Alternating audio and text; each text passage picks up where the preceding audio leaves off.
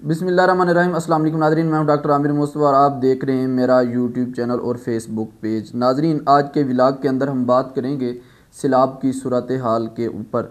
नाज़रीन, पंजाब इस वक्त सख्त सैलाब की जद में है, एक तबाह कुन सैलाब की जद में है, ख़ास तौर पे जनूबी पंजाब।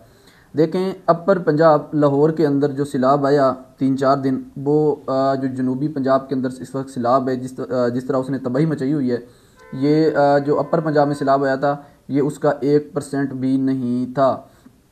तो नादरीन, लेकिन बदकिस्मती से जैसे जनूबी पंजाब को हर हवाले से पीछे रखा जाता है, हर हवाले से महरूम रखा जाता है और उसको लावारिस छोड़ा जाता है। आप तरक्याती कामों में देख लें, हर तरह की बजट की तकसीम में देख लें, तो जैसे ही तरक्याती कामों में और हर चीज़ की तकसीम में इसको महरूम रखा जाता है, तो कोई भी कुदरती आफात हैं तो इसको वैसे ही लावारिस छोड़ दिया जाता है। तो ये आप लोगों के सामने एक ज़िंदा मिसाल है कि जो पाकिस्तान की तारीख़ का बदतरीन सैलाब, 1988 के बाद ऐसा सैलाब आप लोगों ने कभी नहीं देखा होगा।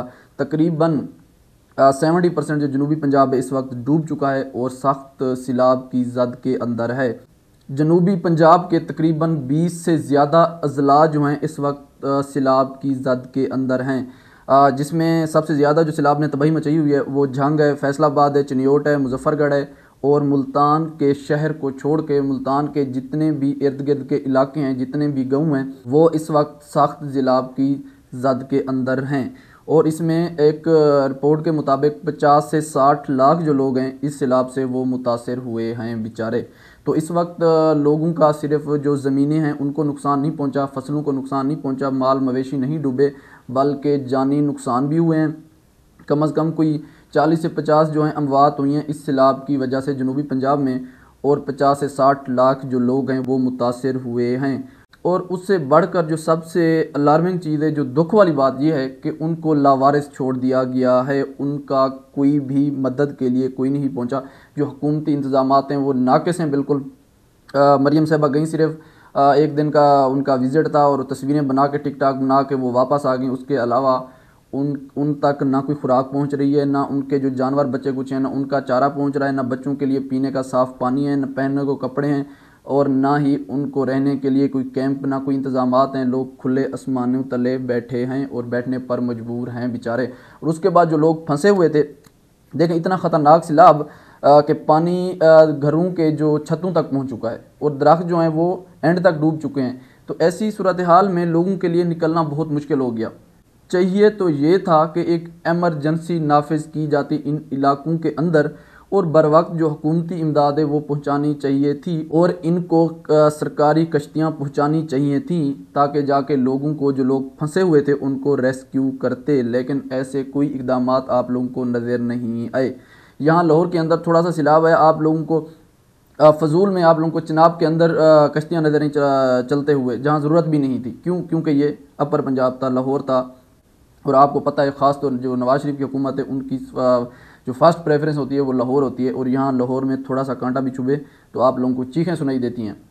लेकिन जनूबी पंजाब इस वक्त डूब चुका है, बर्बाद हो चुका है और किसी को फ़िक्र ही नहीं है। क्यों? क्योंकि इनका वो फोकस ही नहीं है जनूबी पंजाब के ऊपर। तो इन्होंने पहले ही बेड़ा गर्क किया हुआ है, पहले लोगों को महरूम रखा हुआ है और इस आफत में भी अकेले छोड़ दिए। और ये जनूबी पंजाब के लोगों को ये सोचना होगा। और उसके बाद सबसे जो दुख वाली बात यह है कि वहाँ की जो मकामी लीडरशिप है, वहाँ के MPAs हैं, MNAs हैं, वो भी नज़र नहीं आ रहे। वो भी बस जस्ट एक दिन तक महदूद थे, गए, तस्वीरें बना के कश्ती में बैठ के टिक टाक बना के वापस आ गए। अवाम की मदद के लिए जो हकीकी लीडर होते हैं, जो अवाम में मौजूद हो, इस वक्त कोई भी बंदा मौजूद नहीं है। लोग अपनी मदद आपके तहत वहाँ से निकल रहे हैं, अपने घर वालों को निकाल रहे हैं, अपने माल मवेशी निकाल रहे हैं। बाकी तो चीज़ें डूब गई, बल्कि इतना टाइम ही नहीं मिला लोगों को, लोगों ने सिर्फ जानें बचाई। और एक आप लोगों के सामने एक दिलखराश वाक़या भी सामने आया, जब एक लड़का 18 घंटे उसने दरख्त के ऊपर गुजारे, नीचे पानी था और साथ में उसके सांप था। वो बेचारा 18 घंटे वहाँ ज़िंदगी और मौत की कशमकश में रहा, लेकिन उसको बर वक्त बचाने के लिए कोई ना गया। फिर भी लोगों ने अपनी मदद आपके तहत उसको बचाया। और ये एक सुनने में आया है कि वहाँ पे जो मकामी लोग हैं, जिनकी कश्तियाँ हैं, जो प्राइवेट कश्तियाँ, वो लूट रहे हैं अवाम को, क्योंकि अवाम इस वक्त मजबूर है, उन्होंने ज़िंदगी तो बचानी है। कि सरकारी कश्तियाँ नज़र ही नहीं आ रही बचाने के लिए, रेस्क्यू की टीमें नज़र नहीं आ रही। और वहाँ पे जो प्राइवेट लोग हैं जो जिनके पास कश्तियाँ हैं वो हज़ारों रुपए लूट रहे हैं। बेचारी पहले पिसी हुई आवाम से सैलाब की ज़द में, जिनकी हर चीज़ सैलाब बुर्द होगी, उनके पास कुछ नहीं बचा। ऊपर से वो बेचारे उनको महंगे दामों अपनी जानें बचाने के लिए कश्तियाँ इस्तेमाल कर रहे हैं प्राइवेट। उसके बाद हम जो मुसलमान हैं, हम नाम के मुसलमान रह गए हैं कि देखें जब कोई आफत आती है, कहीं कोई मुसीबत आती है, होता तो ये है कि चीज़ों को सस्ता कर दिया जाता है कि लोग पहले ऑलरेडी उस चीज़ का शिकार है, उनके पास कुछ नहीं बचा, ताकि चीज़ों को सस्ता किया जाए। और हाँ, यहाँ पे हम उल्टा चलते हैं। जब हम देखते हैं किसी को मजबूरी है तो हम उसकी मजबूरी का फ़ायदा उठाते हैं। तो जैसे ही सैलाब आया, लोगों की जो गंदम थी वो पानी में बह गई। देखें सबसे जो बेसिक चीज़ है जो पाकिस्तान के अंदर जो खुराक के हवाले से, वो गंदम है, हम रोटी खाते हैं। तो जब गंदम ही बह गई तो पीछे क्या बचा? तो जैसे ही ये सैलाब आया, गंदम के रेट में इजाफा, जो कि लोग बेचारे किसान पहले 2200 में बेचते रहे, 2000 में बेचते रहे, और अब वही किसान बेचारे जो सैलाब के मुतासरीन हैं वो 5000 4500 में आटा ख़रीद रहे हैं। तो ये जुल्म नहीं है? फिर हम कहते हैं कि हमारे ऊपर जुल्म क्यों है, ये ज़लज़ले क्यों आ रहे हैं, ये सैलाब क्यों हैं? ये हमारी अमाल की वजह से। हम अपने अमाल नहीं देखते। और उसके बाद सबसे ख़तरनाक चीज़ देखें, जनूबी पंजाब के अंदर जो लोग हैं वो इज़्ज़तदार लोग हैं, वो कंजर्वेटिव लोग हैं, वो लिबरल नहीं हैं। उनकी औरतें जो हैं कभी बाहर बाज़ार के लिए नहीं निकलती, वो घर की औरतें घर में रहती हैं, वो कभी कैमरे के सामने नहीं आती।